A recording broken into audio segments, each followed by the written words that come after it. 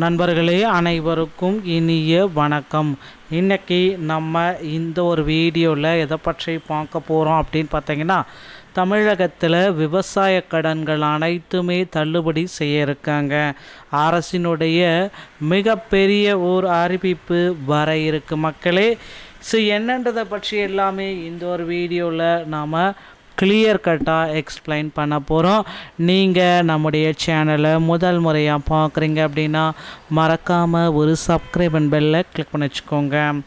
So கண்டிப்பாக தமிழக விவசாயிகளுக்கு தற்சமயம் ஒரு மகிழ்ச்சி செய்திகளை அரசு தரப்பிலிருந்து வெளியிட போகிறாங்க. என்ன அந்த மகிழ்ச்சியான செய்திகள் அப்படின்றத பற்றி தான் இப்போ உங்களுக்கு கிளியர் கட்டாக நான் எக்ஸ்பிளைன் பண்ண போகிறேங்க. கிட்டத்தட்ட ரொம்ப நாட்களாகவே தமிழகமே எதிர்பார்த்த அந்த அரசினுடைய அறிவிப்பு, விவசாய கடன்கள் தள்ளுபடி, பயிர்க்கடன்கள் தள்ளுபடி, இப்படி அனைத்து வகையான நகைக்கடன்கள் அனைத்துமே தள்ளுபடி. தேர்தல் காலமும் நெருங்கி கொண்டிருக்கிறது. இந்த தள்ளுபடிக்குண்டான அறிவிப்பை அரசு தரப்பிலிருந்து எப்பொழுது நமக்கு வழங்க இருக்காங்க என்பதை பற்றி தான் மக்கள் குழப்பத்தோடு ஆழ்ந்திருக்காங்க. ஒவ்வொரு மக்கள் மத்தியிலுமே, விவசாயிகள் மத்தியிலுமே, இவ்வளவு கடன் வாங்கியிருக்கேன், பயிர் வரல, பயிர் கடனையாவது தள்ளுபடி செய்வாங்களா அரசு தரப்பிலிருந்து அப்படின்ட்டு ஒவ்வொரு விவசாயிகளுமே பார்த்தீங்கன்னா தற்சமயம் குழம்பி போயிருக்காங்க. ஓகேங்களா? ஸோ இவர்களுக்கு நல்ல செய்திகளை வெளியிடும் வகமாக நம் தமிழக அரசு ஒரு மிகப்பெரிய அப்டேட்டை கொடுக்குறாங்க. ஸோ அரசு தரப்பிலிருந்து விளைபொருட்கள் கொள்முதல் செய்ய வேண்டும், குறைந்தபட்ச ஆதார விலை விவசாயிகளுக்கு கிடைக்க மத்திய அரசு சட்டம் இயற்ற வேண்டும், தேசிய வங்கிகளில் விவசாயிகள் பெற்ற கடன்களை முழுமையாக தள்ளுபடி செய்ய வேண்டும். ஸோ தேசிய வங்கிகள் அப்படின்னா ஒரு 8 வங்கிகள், நேஷனலைஸ் பேங்க் இருக்குது. ஸோ அந்த 8 வங்கிகளில் விவசாயிகள் பெற்ற கடன்களை முழுமையாக தள்ளுபடி செய்யணும் அப்படின்றத கோரிக்கையாக வச்சுருக்காங்க.